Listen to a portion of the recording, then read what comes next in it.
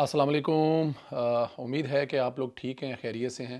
अल्लाह पाक आप लोगों को अपने हिफ्ज़ व अमान में रखे। हमारी दुआएं हमेशा की तरह आपके साथ हैं।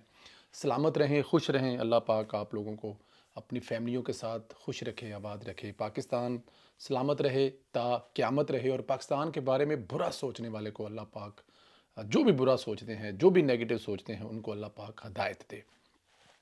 हमारी जो गुजारिश होती है हमेशा आपसे, वो चैनल को सब्सक्राइब करना, बेल आइकन को प्रेस करना, ज़्यादा से ज़्यादा कमेंट करें, अपनी राय का इजहार करें और ज़्यादा से ज़्यादा व्हाट्सएप ग्रुपों में भी इसको सेंड करें। चलते हैं वीलॉग की तरफ। दोस्तों, फैज़ हमीद से मुतल्लक बड़ी दिलचस्प ख़बर है।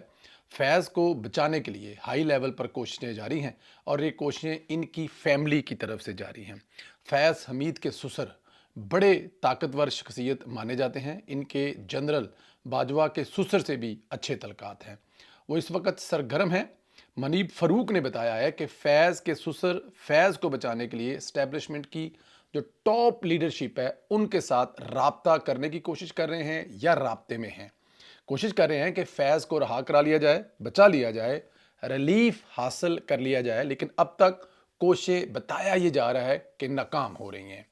फैज़ को रिलीफ नहीं मिल रहा। बिल्कुल, ससुर साहब को भी इनकार में जवाब मिला है। कहा गया कि फ़ौज के सिस्टम को आप जानते हैं और खुदारा इसको आप ख़राब करने की कोशिश मत करें। जो होगा आइन और कानून के मुताबिक होगा। फैज़ ने अगर खिलाफ वर्जी की तो भुगतना पड़ेगी। इसमें कोई सिफारिश नहीं चलेगी। फैज़ को बचाने के लिए मुमकिन है PTI भी इंटरनेशनल राब्तों में मसरूफ़ हो। गुज़श्ता दिनों में इंकशाफ हुआ था, हामिद मीर एक यूरोपीय सफ़ीर से मिले थे कि फैज़ को बचाने की कोशिश की थी। बहरहाल PTI जानती है अगर फैज़ फंसा तो बचना उन्होंने भी नहीं है। इमरान खान का भी कुंडा निकल जाना है, इसलिए हर तरफ से जो कोशिशें हैं ना वो जारी हैं। अब ये देखें कि फैज़ हमीद कितना ताकतवर था एक में। अब उसके घर वाले, उसके ससुर, फिर ससुर के ससुर, फिर फ़ौज, फिर आगे से रिटायर्ड, ये पूरा एक सर्कल बनता है अगर देखा जाए। लेकिन सब भी मिलकर शायद फैज़ हमीद को ना बचा सके। और अगर ये फैज़ हमीद को सब मिलकर बचा लेंगे तो इसको फिर आप सिस्टम की एक बहुत बड़ी नाकामी समझेंगे। क्योंकि अगर फैज़ बच गया तो रवायत पड़ जाएगी कि आप उठें और देखें। ये पाकिस्तान में इससे पहले भी बहुत हैपन्स हुई हैं, लेकिन ये वाली पाकिस्तान में पहले दफ़े हुई है कि आपने फ़ौज के अंदर फ़ौज को दो हिस्सों में डिवाइड कर दिया गया। यहाँ पर यही सुना था, यहाँ पर हम यही देखते रहे हैं कि जो फैसला अदारे ने कर लिया उस अदारे से कुछ आगे पीछे नहीं हो सकता, वही फैसला होता है। लेकिन फैज़ हमीद ने उस रवायत को चेंज किया और फ़ौज के अंदर बाकायदा तौर पर एक तरह की आप बगावत कह लें और फिर फ़ौर के ख़िलाफ़ भी बगावत कह लें। मतलब बगावत अंदर ये की कि उन्होंने दो हिस्सों में डिवाइड कर दी और फ़ौज पर हमला 9 मई और इसके अलावा बहुत सारी चीज़ें जो है वो फ़ौज के ख़िलाफ़ बगावत गिनी जाती है। तो इसलिए मेरा ख्याल है कि फैज़ हमीद साहब बचने वाले नहीं हैं और ना ही उनके बचने के कुछ चांस नज़र आ रहे हैं। बाकी देखें, पाकिस्तान जिंदाबाद, सलामत रहे, खुश रहे। अच्छा, इधर PTI में एक नई बहस छिड़ गई है। PTI का एक ही यूट्यूबर सहाफ़ी है जिसने ट्वीट करके बताया कि PTI पंजाब के हैंडसम ओहदेदार ने एक खतून सहाफ़ी से दूसरी शादी कर ली है।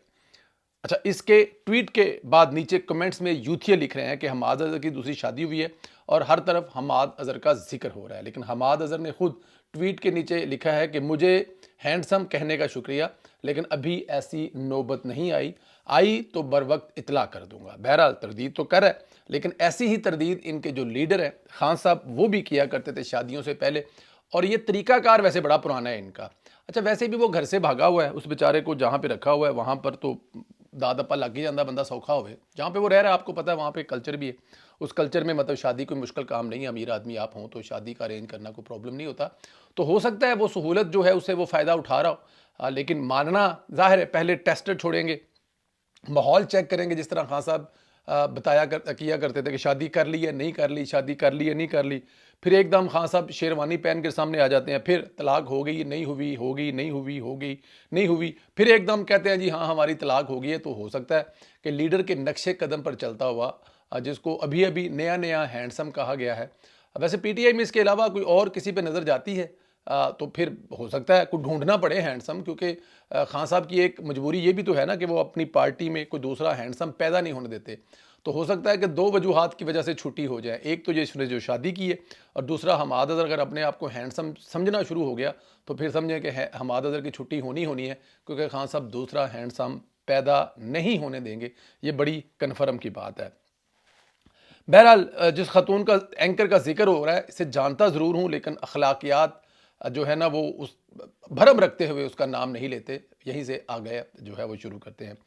اچھا، مریم نواز نے بڑی کمال کی تقریر کی، فیصل آباد میں انہوں نے تقریر کی، کمال کی تقریر کی۔ پہلی بات تو انہوں نے گنڈا پور صاحب کو ذرا اپنے آڑے ہاتھوں لیا ہے۔ انہوں نے کہا کہ میں آج بھی بڑھ کے مارنے والوں میں سے تو ہوں کہ فلاں صوبے میں جا کر جلسہ جلاؤ گھراؤ کرنے لگی ہوں، کام کچھ کرنا نہیں، گالنی نکالنی ہے مجھے، منہ کھلے غلاظت کے ڈھیر۔ جب بھی ان کا منہ کھلتا ہے تو اس میں سے غلاظت ہی نکلتی ہے، میرے خیال میں اس میں تو کوئی شک ہی نہیں ہے۔ مریم نواز نے کہا کہ پنجاب میں آئین اور قانون کی حدود ہے، اس کو عبور کرو گے تو منہ توڑ جواب ملے گا۔ بہرحال آج مریم نواز نے نوجوانوں سے بڑی میچور گفتگو کی، لیکن اس کے اندر ظاہر ہے یہ گنڈا پور جو پچھلے کچھ دنوں سے جو اس نے شغل تماشا بنایا ہوا ہے، کبھی وہ کس طرح سے مطلب کہ اس کا جلسے میں زبان استعمال کرتا ہے اس کی پارٹی کے، تو مریم نواز نے اس حساب سے میرے خیال میں اس کو آج یہ میسج دے دیا ہے کہ اگر آپ نیکسٹ ٹائم اس صوبے میں آئیں گے تو ویلکم، اگر آپ نے قانون کو اپنے ہاتھ میں لینے کی کوشش کی تو اس سے صوبہ جو ہے وہ آپ سے آنی مطلب آپ کا جو ہے نا باقاعدہ طور پہ میں نے تو چپیٹ کہا تھا کہ چپیڑیں پڑیں گی، چھتر پڑیں گے، پڑھنے بھی چاہیے۔ دیکھیں یہ سمجھتے نہیں ہیں، اس کے علاوہ ان کو ایک ہی زبان سمجھ آتی ہے اور اس زبان میں آپ سمجھائیں گے تو ہی سمجھ آئیں گی۔ جو میں کہہ رہا تھا کہ مریم نواز نے سیاست آج تقریر بڑی اچھی کی ہے، انہوں نے آج نوجوانوں کو بتایا کہ سیاست دان کیا ہوتا ہے اور سیاست کیسے کرنی ہے۔ انہوں نے کہا جس پارٹی کا مرضی نعرہ لگائیں، بڑی اہم اور قابل غور بات ہے یہاں پہ کہ جس پارٹی کا مرضی نعرہ لگائیں لیکن خدا را پاکستان کو نقصان نہ پہنچائے، اچھی سیاست کریں گے تو ملک آگے بڑھے گا۔ طریقہ کار بھی یہی ہے، آپ کے پی کے میں آپ کو اقتدار ملا ہے، آپ کے پی کے میں لوگوں کی وہ خدمت کریں جس طرح مریم نواز پنجاب میں کر رہی ہے، لیکن ہمیں ہمیشہ وہاں پر جنگلہ باس نہیں بنائیں گے اور پھر سوچا پیسے بنانے کا تو سب سے بڑا پروجیکٹ ہی یہ ہے، آپ نے وہاں پہ بی آر ٹی بنا دی اور پھر اس میں جو آپ نے کہا جی ہم لوگ جتنے میں شباشم بنائیں اسے ہاف میں بنائیں گے، پھر آپ نے اس سے 3 گنا زیادہ بنا دیا اور ساتھ میں کہا جی ہم نے یہ بھی کیا وہ بھی کیا ایسے بھی کیا، اور جب وہ بسوں کا بن گیا تو اس روڈ پہ بسیں مڑ نہ سکی۔ خیر وہ ایک علیحدہ کہانی ہے۔ مریم نواز نے آج بچوں سے بات کرتے ہوئے کہا کہ مطلب آپ اس کو 6 مہینے کی کارکردگی کہہ سکتے ہیں کہ 6 مہینے کے بعد جس طرح وہ کسان کارڈ اور بہت ساری دوسری سہولتیں ہیں بچوں کے لیے، جو بہت ساری دوسری سہولتیں ہیں، میرے خیال میں بچوں میں وہ جگہ بنانے میں، بچوں کے دل میں اگر اسی طرح کام چلتا رہا، اس طرح مریم نواز کو 5 سال ملے، جو انہوں نے بڑی ایک پریشانی والی بات کہی، وہ اس حساب سے کہی کہ پاکستان کا کچھ پتہ نہیں ہے کہ کب تک کون رہتا ہے، اور یہ بات ٹھیک ہے، ماضی میں ایکسپیرینس سے انہوں نے یہ بات کی ہے، ان کے والد صاحب کے ساتھ کتنی دفعہ یہ چیز ہو چکی ہے، 3 دفعہ وزارت عظمیٰ کے دور میں ہو چکی ہے، وزیر اعلیٰ کے دور میں، تو اس لحاظ سے تو بات ان کی ٹھیک ہے، انہوں نے کہا لیکن جب تک میں ہوں تب تک میں خدمت کرتی رہوں گی۔ اس کے علاوہ نواز شریف اور مریم نواز نے چینی سفیر سے ملاقات کی، اور ملاقات میں نواز شریف ظاہر ہے اپنے جو ہے وہ ان کا جو محاذ ہے اس پہ ڈٹے ہوئے ہیں کہ پاکستان کو ہر حال میں آگے جانا ہے، اب کسی نے روکنا ہے تو وہ کوشش کر لیں۔ کبھی میاں صاحب سے چینی سفیر مل رہے ہیں تو کبھی امریکی سفیر مل رہے ہیں، کبھی برٹش سفیر مل رہے ہیں، اس کا مطلب ہے کہ میاں صاحب کی گیم آن ہے، اور اس گیم آن کے چکر میں سب ان کو مل رہے ہیں۔